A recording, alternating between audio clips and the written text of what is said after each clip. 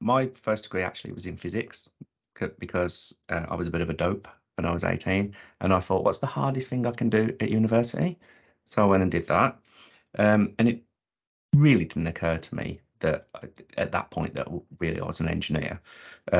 Still very much enjoy the science even now, but at my heart, definitely it's about making things and making things better. Um, and so it wasn't really a surprise that when I left university, I went into industry. And I went to work for a company called Lucas Industries. Now, Lucas is like the biggest company you might never have heard of unless you're a certain age.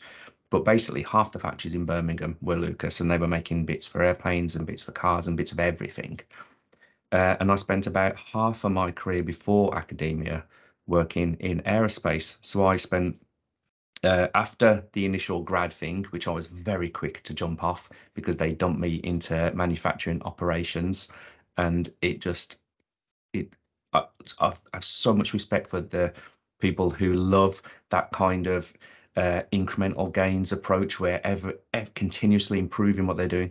But for me, I just couldn't get my head around the fact that at 12 o'clock on a Friday, the clock started again, and it was just the same carnage coming to you for the next week. So I was out of that as quickly as possible and into what was called test engineering. And test engineering was basically strapping bits of airplane to something and flogging them to death.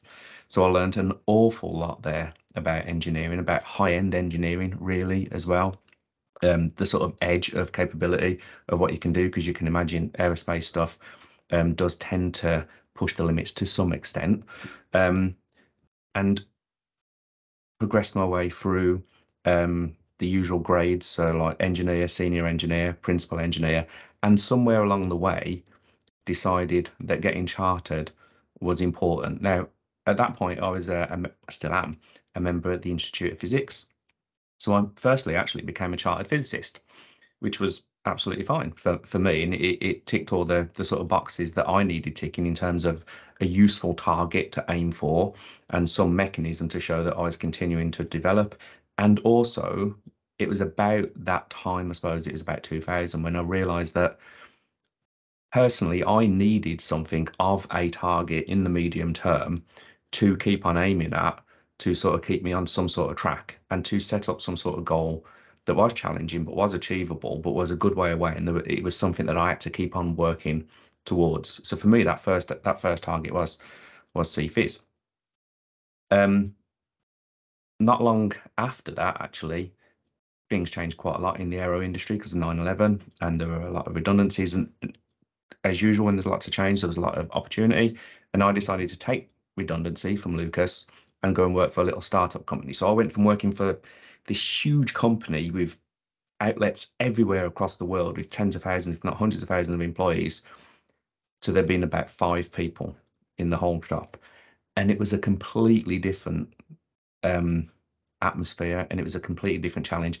And I have to say, even to this day, it was an amazing place to work. It was possibly one of the best places I've ever worked because of how small and how close knit it was and how reliant everybody was on each other. And the fact that you could just get stuff done because there was nobody else to do it. So you had to go and do it. And the other thing that was really brilliant about it was working a lot closer to the airplanes. So it was a bit more noisy, and I really enjoyed that. But then I sold out because somebody phoned me up and offered me loads and loads of money to go and work in automotive. And that's what I did for about 10 years, which again, in hindsight, was a really great idea because I learned tons. So whereas aerospace is really good in terms of certain aspects of applying technology, automotive is brilliant in other ways. For example, the tolerances and the quality and the amount of returns and just the adherence to getting things done in a certain way that made sure that things got done at the rate they needed to get done. It taught me so much. It was really, really a valuable experience. Unfortunately, I worked for a pretty progressive company who decided that they wanted me to keep on learning stuff, so they paid for me to go and do a PhD at Warwick, which maybe wasn't the best idea in a way because then Warwick decided to get me to go and work there about the same time as Claire did. Um, Now, just before I left the company in it was working for in automotive, actually, one of the things that I decided to do was I decided that their in-house training was just not good enough. I suppose it was a bit before that, actually. I suppose it was just after the financial crash. So when was that? About 2008, and all the budgets got cut, and nobody was getting sent on training anymore. So I kind of volunteered to set up in-house training to do this, that, and the other. Because you working at anywhere where people have got like decades of experience, people know so much. Why are you sending people out to do training when the people in the place know better than anybody how to get certain jobs done? So I decided to to take ownership of that and sort it out. And then, because I was a bit chopsy, I decided that the grad scheme wasn't going in the direction it needed to. So I marched into HR and told them that they needed to fix that. And unsurprisingly, they turned around and said, "Well, okay, Rich, you can fix it. You're in charge of all the grads in this company in Britain now." So I walked out of that office slightly bemused. But again, it was another really interesting challenge because it made me again think about my career and made me think, right, now I'm in a slightly different place. Now it's not just about getting a stamp to say I'm chartered. Now it's about helping other people to get their stamp to say they're chartered, and how do I best do that? So what do I need to learn about how I can help them push themselves along?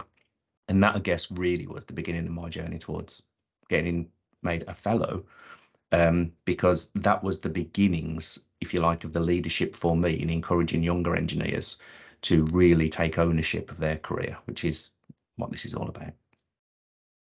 Yeah, and it sort of helps with the journey into academia too, doesn't it? That whole, you've been